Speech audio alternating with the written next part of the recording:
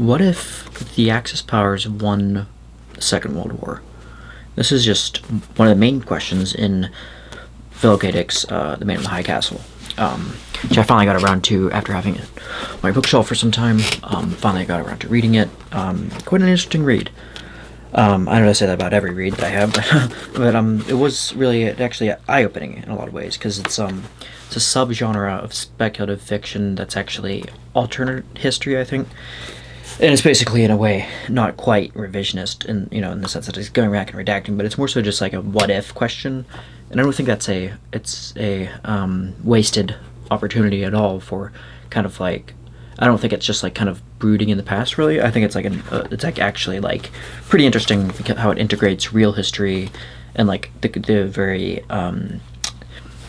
minute kind of things that could happen, like just like the slight events that could have had such a detrimental effect on the outcome of the war. And that's exactly what happens in The Man in the High Castle. It's set in 1962, which is around when it was published, I think. So it's set in, I guess, that would be modern times for in either timeline. But it's set in then 15 years after World War II ends. So basically, World War II in this timeline, when the Nazis and Japanese win the war, they win in 1947, so it's a couple years later, but there's a lot of events leading up to it, like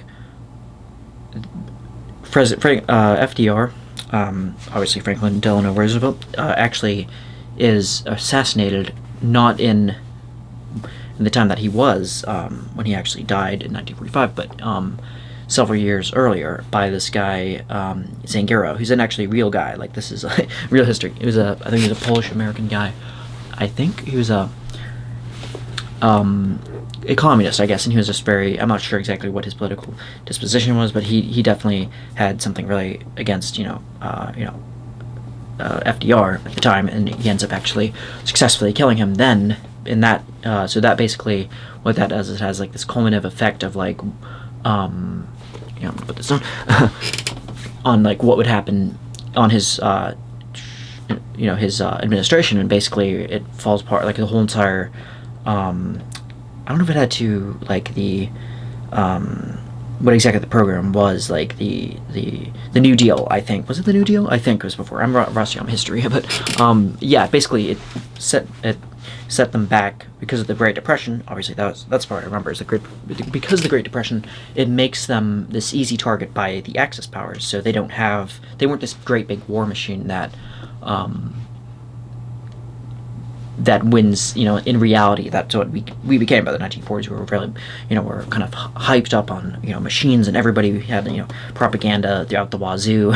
And not, which is understandable. I mean, it was basically to get people all pumped up and motivated for war. And it's basically because of that, the opposite basically happens. And Philip K. Dick is able to discreetly describe how each of these events kind of results in America losing. And Japan, basically, the status of what's happening on now is that Japan they're like second-rate citizens, and you basically have, I guess you have two timelines going on here, like the one pair that are kind of running parallel. You have the main one of kind of like historical events that are just happening, like worldwide kind of things, that are happening kind of in the background. Oops, sorry, I didn't try about there. Hopefully you can still see my face.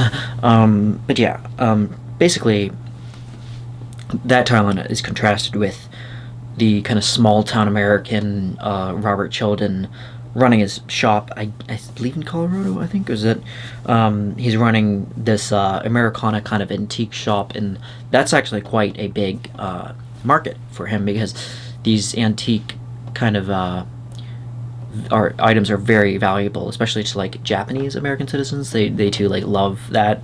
For some reason, I guess the kitsch is like very big for them, like kind of like the corniness of the Americana kind of culture is very appealing for some reason. And yeah, and there's also a thing with the I Ching, or the Book of Changes, which I actually do have right here. I think I might have shown that in my bookshelf earlier. I actually had not read yet. But it's interesting because the description makes it like the I Ching is almost as it's supposed to be in this world. It's supposed to be as commonplace, ubiquitous as, say, the Bible or fast food or something like that. You know, like McDonald's. It's like you see it everywhere. Like everybody's using the I Ching kind of. And for those of you who don't know, along with me, because I'm actually kind of don't know too much about the I Ching. I've watched some documentaries. I'm still trying to grasp at what's getting at. But you actually use I think it's bamboo. Real like live bamboo strips or something, and I think that's how it's traditionally done. Is like the oracle. I'm totally gonna botch this, but it's something to do with. It's deeply rooted in Chinese culture, and basically there's a lot of oracles that are figured out, like the future prophecies are figured out on like the amount of the book of changes. That's why it's called changes, because there's like each change in the bamboo strip or the way it's laid out. There's a way it's like laid out if you look online, how like they lay it out. It's almost like mathematically a little bit, like the way it's like, and it's like there's a line with the years, I think, and it's kind of like it prophesizes in a way. It's like it tells you, it augurs, not in a bad way necessarily, but that's where people are getting most of their kind of religious kind of thing, spiritual kind of excitement from that. And then that's also contrasted as well with let me check here. That's contrasted as well with this other timeline of oh yeah, this book. The name of the book is the Grasshopper Lies Heavy, I believe. Yeah, which is, I had to look this one up because I'm not that astute in biblical kind of things, but it's basically an ecclesiastical. I think it's that name from the Ecclesiastes, I think chapter 2 or something. I'm not sure on the verse, but it's something like the grasshopper doesn't have a burden or something like that. And I think Philip K. Dick, when he wrote that in there, that was supposed to allude to that, but like kind of a different change on it. Like the grasshopper lays heavy in contrast to the grasshopper not having any burden or something like that, I think. So it's like showing that, these different outcomes, like how wildly, and basically why that is because in the book, it's eerily enough it's supposed to be this alternate history. So it's like a book. It's getting very metafictional here.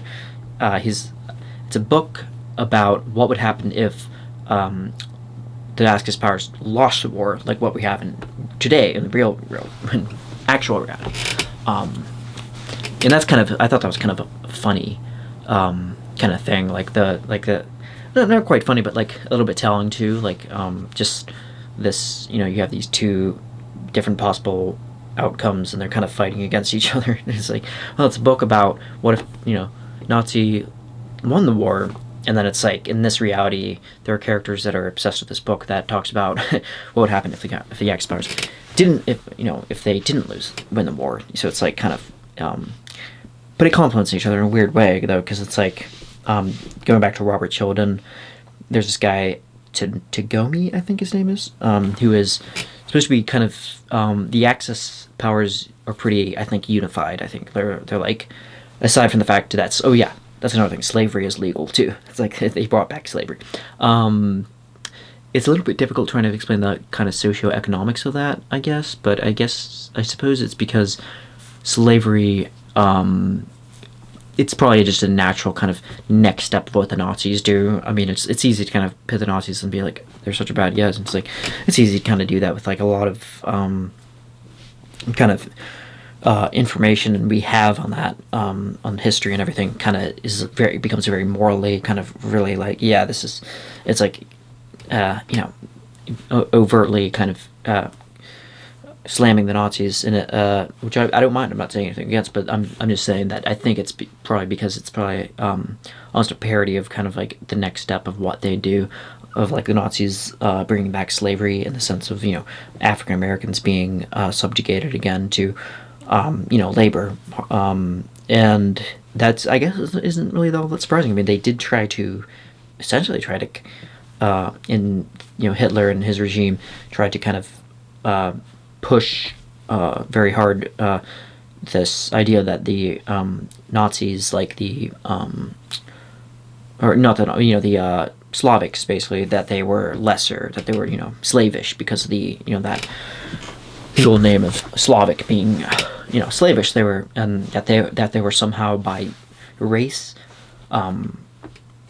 not just by choice but by race too. Like, this had the worst possible genetics, and that there was, that was their lot in life, is like just to be slaves. Let's just to serve them, and that to subjugate them. And if you've seen the horrendously great movie Come and See, there's a that's actually one of the things. Like, you hear them, like the Nazis and the SS kind of, I think, Derlewanger Brigade going around the city, and they're like saying, like on speakerphones, like, this is like, you will be treated, like, you will be treated well as a slave in Nazi Germany when we take you back there. And they're being, they're burning down their villages, and just, like, it's just awful. In what little of, like, the people, like, they're allowing to survive, they're, it's like this master kind of slave dialectic. It's like brought to its extreme, but yeah, it's like whatever, whoever's allowed left to survive is basically slave labor. So that is, I totally believe that's something that could be, that's just out a chunk right out of history. So it's not even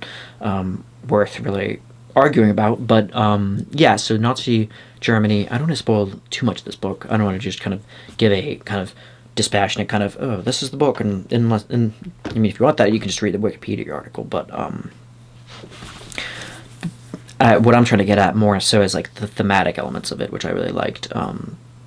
I did find it a little bit hard to read in some places. It was a little bit like there's too much going on. Like, it was, you're trying to kind of wrestle with these all sorts of different things, like the children, his shop, and then you had Frank, who is supposed to be kind of a closet Jew, I think, was the term used throughout the novel, and he's like running around and he's like, his wife Julie Frank, I think, she's just basically having an affair. Well, no, actually, no, they're, because Frank and Julia Frank, I guess they're actually separated. So she's basically, but she's basically with this older man named Joe, an Italian guy. I forget his last name. I kept wanting to say Cinderella in the book, but I think it's like Cinderella or something. That shows you how educated I am. But yeah, it's kind of a lot going on. But once you kind of get the hang of who's doing what, where people are, what's going on exactly, it is pretty. I'd say it pays off. It's not a huge book. It's in its depth, I guess. It's very. It's like, but as far as like accessibility, I'd say it's not too bad. I mean, it's like definitely more accessible than I'd say Valis on immediate. I don't mean that in a bad way. I mean, like, Valis is like very Gnostic-y, and I mean, you have some of that stuff too, right? Like, you have Gnostic themes are kind of like good and evil, and into that good and evil are on kind of gradations, I guess. But yeah, that's kind of what but you get that like very a lot in, like, you get like very crazy, like literally like schizophrenic kind of characters in Valis, which I think I did a review of some little time, maybe almost a year ago, I'm not sure. Anyway, so yeah, Man in the High Castle. Don't know if I left anything out. Oh yeah, visit the author of the book. The name of the author is Hawthorne Abenson, I think, Abenson, and he's the guy that wrote The Grasshopper Lies Heavy, and they basically are trying to, there's kind of a thing going on with like the Nazis in America. They're kind of like trying to fight their way, and there's still people that are kind of like, there's this one Swedish guy named Baines, I think, and he's like, actually, it turns out to be an undercover Nazi, and it's kind of a classic, kind of, it's like almost a spy-esque kind of Austin Powers moment. But yeah, I thought that's kind of funny. Like, he had, like, Baines basically ends up being this guy named Robert Wegener, I think, and he was actually like one of the main SS people. And I should note too, by this time, Hitler has actually died, not because of any self-inflicted things, but in actuality, but because he I think it was because of natural causes. At this point, what he was born in like something like 1890 or something, and he was already in his like well into his 50s by the time the war started / ended, and yeah, so by this time I guess it's not totally unspeakable for him to have died by now, along with other people. Like there's like Gerbils, I suppose, is still kind of like moved on from, his main thing was like, I guess, the propaganda machine of Germany, and I guess he's like moved on. It's like kind of interesting way that he's like cataloging. Philip K. Dick is able to kind of accurately, I think, like, not just kind of write like a boring history, but like kind of accurately the trajectory of like what each member of like kind of the gang, to kind of treat it comically, because you kind of have to do that at the end of the day. But yeah, the way he treats us are pretty interesting, I think, like, and within believability, I think. So yeah, they end up trying to visit the author, Hawthorne Abinson, at the end of the book, and he basically kind of has the answer for them. He's like, people are kind of spellbound by his book because of how right he thinks about, or he's like almost clairvoyant, and then he basically, without spoiling too much, he refers back to the Book of Changes. So yeah, The Man in the High Castle by Philip K. Dick. Thanks for watching.